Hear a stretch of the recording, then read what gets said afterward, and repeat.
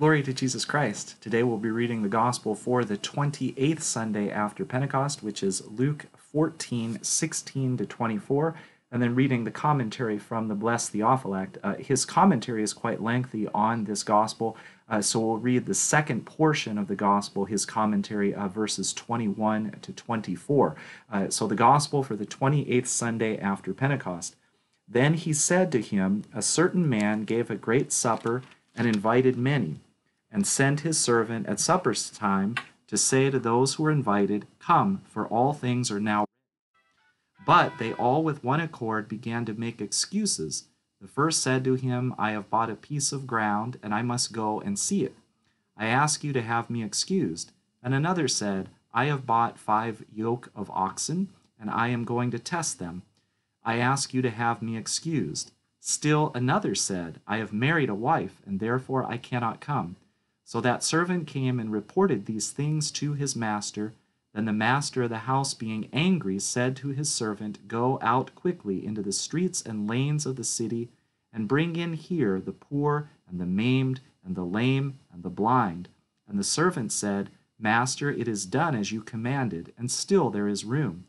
Then the master said to the servant, Go out into the highways and hedges, and compel them to come in, that my house may be filled. For I say to you that none of those men who were invited shall taste my supper. And as I said, we'll read the commentary from the blessed Theophylact on verses 21 through 24 of this gospel from St. Luke. The rulers of the Jews were rejected, and not one of them believed in Christ. And they even boasted of their malice, saying, Have any of the rulers believed on him? Therefore these students of the law and scribes, as the prophet says, became foolish and fell from grace. But the simple from among the Jews are likened to the halt, the blind, and the maimed. It is the foolish of this world, the lowly, who were called. For the multitude marveled at the words of grace which proceeded from the mouth of Jesus, and they rejoiced in his teaching. But after these had come to him from the sons of Israel, that is, from the chosen whom God foreordained for his glory, such as Peter and the sons of Zebedee, and the tens of thousands of those Jews who believed, then God's goodness was poured out also upon the Gentiles. For those who are in the highways and hedges mean the Gentiles. The Israelites were within the city, inasmuch as they had received the law-giving and inherited a civil and moral way of life. But the Gentiles were strangers to the covenants, and the law-giving of Christ was foreign to them. They were not fellow citizens of the saints, and did not travel the one true path, but instead followed many highways of lawlessness and coarseness, and were to be found in the hedges, that is, in sins. For sin is a great hedge and middle wall which separates us from God. By highways he signifies the Gentiles' coarse way of life, which led them to so many false beliefs. By hedges he signifies their life of sins.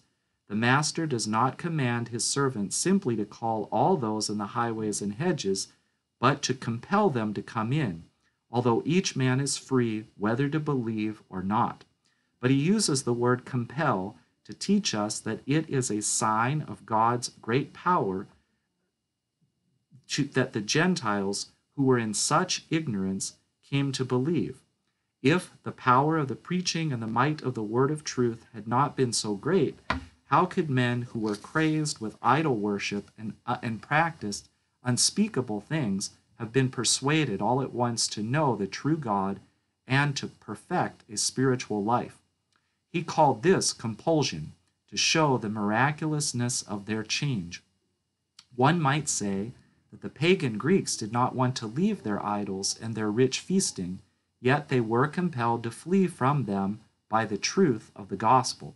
Also, the power of the miracles he worked was a strong force that induced them to be converted to faith in Christ. Every day this supper is prepared, and we are all invited to the kingdom which God prepared for man even before the foundation of the world. But we are not worthy of this supper. Some of us because of useless philosophical musings, others because of love of material things, and yet others because of pleasures of the flesh. But God in his love for man freely bestows this kingdom upon other sinners, upon the blind who have no spiritual vision to perceive the will of God, or if they can perceive it, upon those who are crippled and unable to take a step to do the will of God. And in short, he grants the kingdom of heaven to all the poor who have fallen away from the glory above, and even to the maimed who cannot show forth in themselves a blameless life.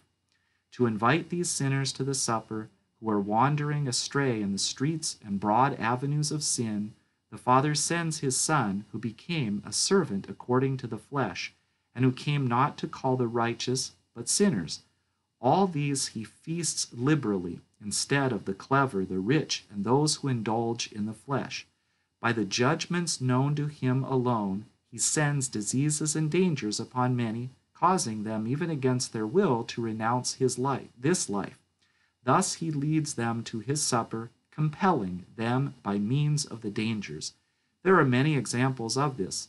Understood in a simpler way, this parable also teaches us to show favor to the poor and the crippled rather than to the rich, just as he exhorted us to do a short while before, in verses 13 and 14. It is for this reason that he tells this parable, to confirm that we must give hospitality to the poor. And we may also learn from this that we should be so eager and generous in welcoming our brethren that even when they are reluctant, we should compel them to partake of our good things. This is also good advice for teachers. Teach what is necessary, even when the students are unwilling. And this is the gospel for the 28th Sunday after Pentecost. Glory to Jesus Christ.